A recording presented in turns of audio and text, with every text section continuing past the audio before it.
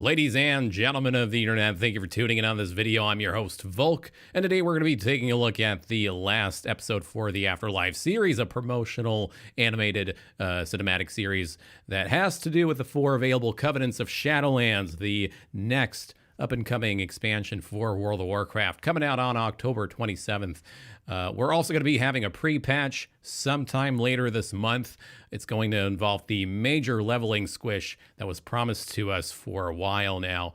And apparently it takes about 6 hours to get from level 10 to 60. So that's really exciting. Or 10 to 50, sorry. Because the new level cap is going to be 60.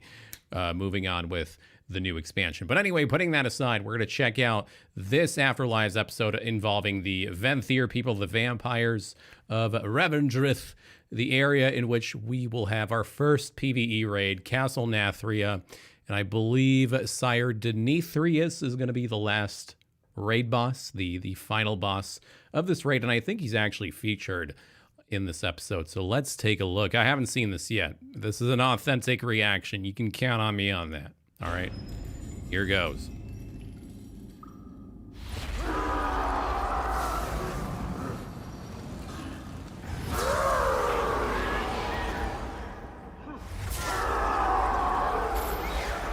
BDSM action going on down there. People getting whipped in a dungeon. Is that who I think it is? Garrosh Hellscream back at it again. In the world of the Afterlife. That could be him. To the good people of Revendreth. The good people. It is with optimism that I address you today. Though these are challenging times.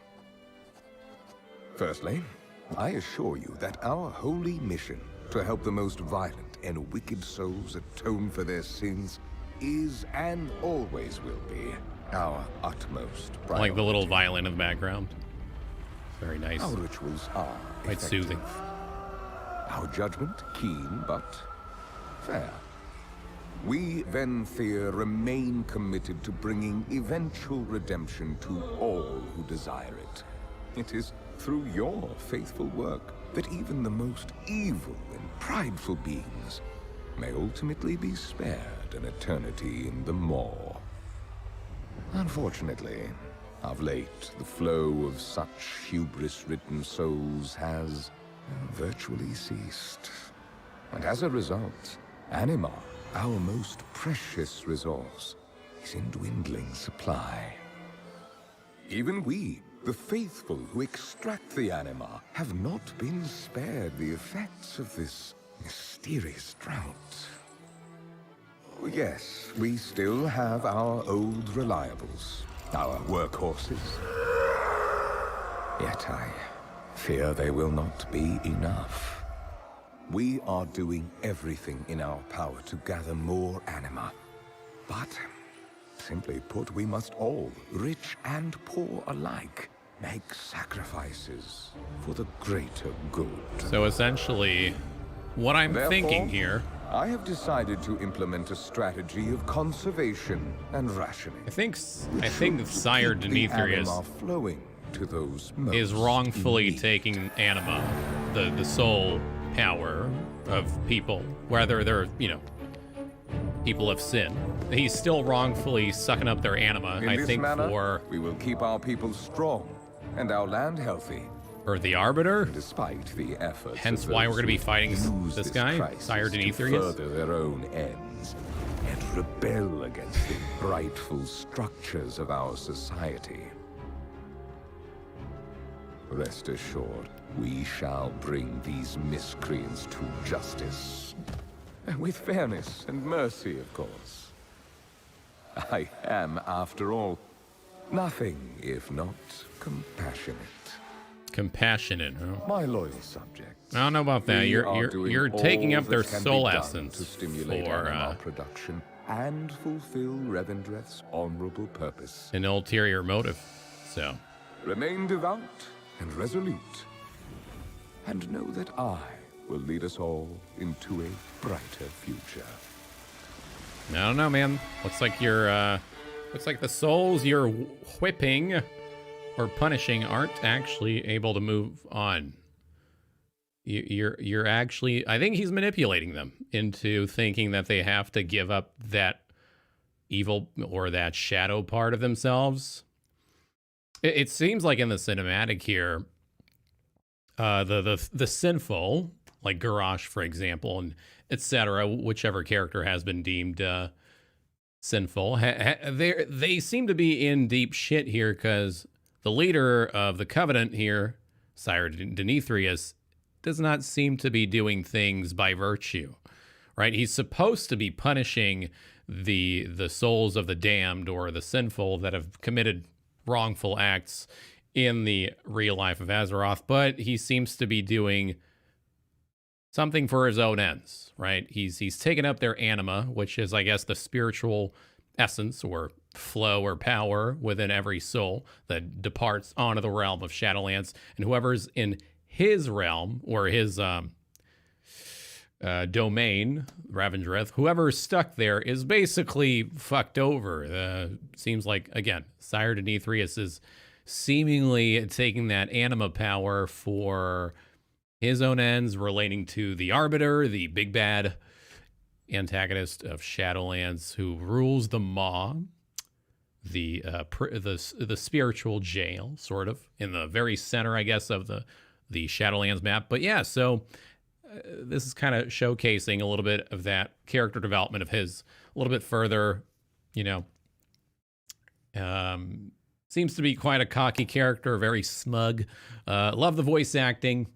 As always, music is lovely. Art is just to die for. But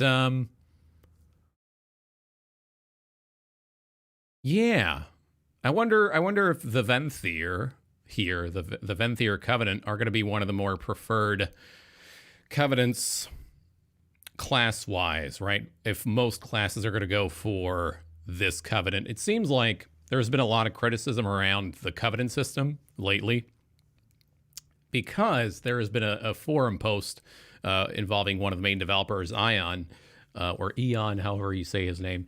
He mentioned that switching covenants over is not going to be an easy feat. So if you decide on one of the 4 covenants at the beginning of the expansion, the leveling process from 50s to 60, if you choose a covenant, you're going to have to commit to it really tightly, right? So I guess initially there was going to be a lot of, it won't be easy to change covenants, right? And so the problem is the people, why have people been complaining about this is because the covenant system features a plethora of abilities that are passive and actives. For each covenant that you have available, you have unique abilities and skill sets for every class as well. So depending on the class you play, you get a different set of abilities and passives that are additionally provided to you based on the covenant that you choose. And so you could be in a situation where you pick a covenant that you like based on its aesthetical value, based on the story and the art and the lore, music and all that. And then later on, when you're about to raid, you end up not being invited into raids because you're not, your covenant skills aren't considered best in slot for your class for the, the current cycle of raiding. And so that is a big problem for a lot of people. And I can definitely sympathize with that. And so it's not like a talent tree where you can switch over easily or, save up a different gear set for, let's say, a different talent that you want to switch to if you want to easily switch over roles in a given raid composition. With covenants, it seems like it's a very fixed path that you're going to be committed to until maybe the developer, I don't know, maybe the developers will eventually be a little bit more lax on on locking in players into a particular covenant that they've chosen. They've mentioned that you're going to be able to change, except that it will be a bit of a lengthier process. So hopefully not as lengthy as, let's say, the mundane process of leveling of your Heart of Azeroth, for example. Oh my God, that was so redundant.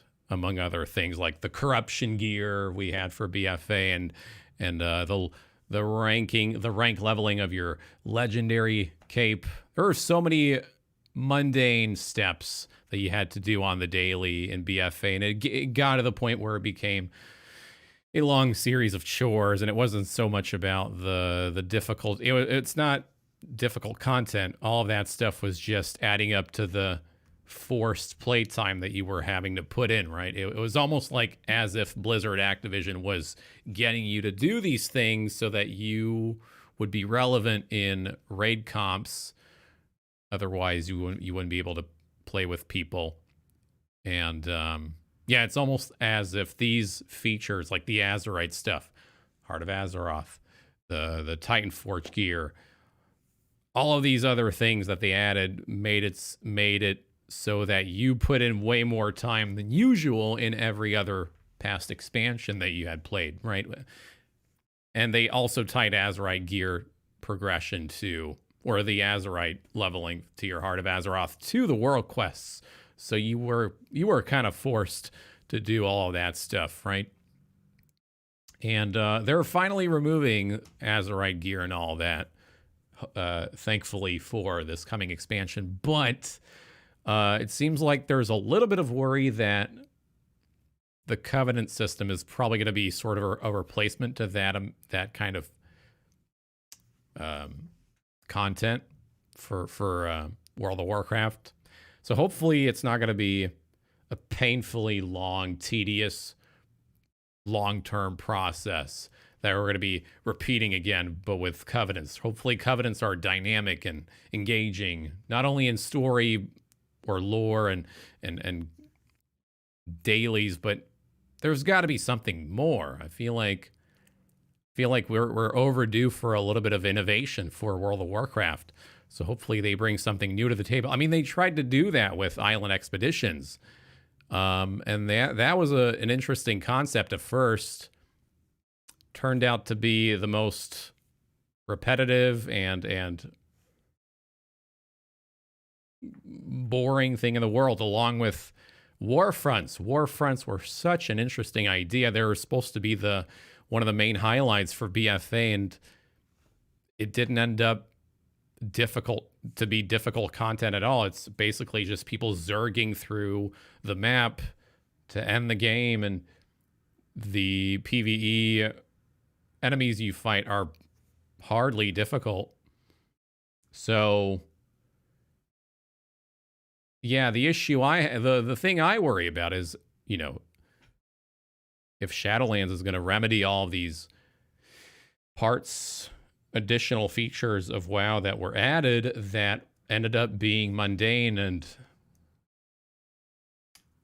unimaginative, just bland and forceful into the progression of the player. So, you know, I really want to see engaging content again, and hopefully the Covenants will be a part of the hope that we might see for WoW again, because ever since Wrath has been the pinnacle of the game, it's been kind of the game has had a lot of ups and downs. It's mainly been on a downward spiral, but BFA has been more or less okay, but not exceptional at all. I feel like BFA was just a lukewarm experience overall. It had a lot of good ideas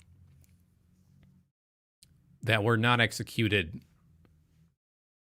fantastically well, I feel. So hopefully Shadowlands will be the opposite of that, but I wouldn't keep my hopes up too much. Let's take this with a grain of salt, because WoW, Activision Blizzard has proven to be repeatedly disappointing lately. So, you know, let's be a little bit more detached with how the lifetime of WoW is progressing, because we never know. I mean, we're already so far into the storyline. Ajar is still alive. Sylvanas is still in the game. We still don't know what her ultimate motives are. So there's room for exciting story development, and at the same time, there could be maybe more convoluted experiences of the story progressing, kind of like how Warlords of Draenor was at certain points nonsensical, I guess is the word that I was looking for. But anyway, I actually was expecting a little bit more out of this episode, but I'm gonna go. And yeah, pre-patch is coming out in a week or two, hopefully by the end of September. We're supposedly gonna have Scourge invasions. That's going to be kind of cool. I wonder what that... I mean, Scourge invasions are going to be completely different from what Scourge invasions were before Wrath came out, right? It's not going to be the same kind of deal. I think it has to do with the armies that Sylvanas is leading or is going to lead against us. I don't know. I don't know what's going to be happening soon, but all I know is that there is a level of excitement that I still have for the game. As someone who's played since Vanilla WoW, I always look forward to what WoW's up to next, right? Every 2-3 years or so. Not that I'm only playing WoW. Oh my God, Final Fantasy XIV does PvE way better. Let's put that out of the way. But WoW still has a strong impact on my gaming history, and it's not a franchise that I can easily let go of. It still has a special place in my heart. So I always have a little bit of hope and a bit of optimism for WoW. You know, there's always going to be a possibility for it to become better. But unfortunately, Activision is like having its strong grip on the puppet strings that it attaches to Blizzard. Blizzard, I feel like, is so restricted in so many ways in the creative freedom of their development. And it seems like there's been a gross focus on monetization, right? With Overwatch's loot box, the cash shop with the WoW store, right? Popping up in the game, WoW tokens, all that stuff. Pre-order, like all these pre-order goodies, and I don't know what to think of anymore. Anyway, I'll leave you to think on that, guys. Follow me on Twitter if you haven't already. Hang out in the Discord server. You're free to join us on there. But thank you for watching this with me. I'm still looking forward to the expansion. Trust me, despite my criticisms, I still want to play Shadowlands. So we will hopefully be doing that over on our Twitch channel at twitch.tv/IcyVolk.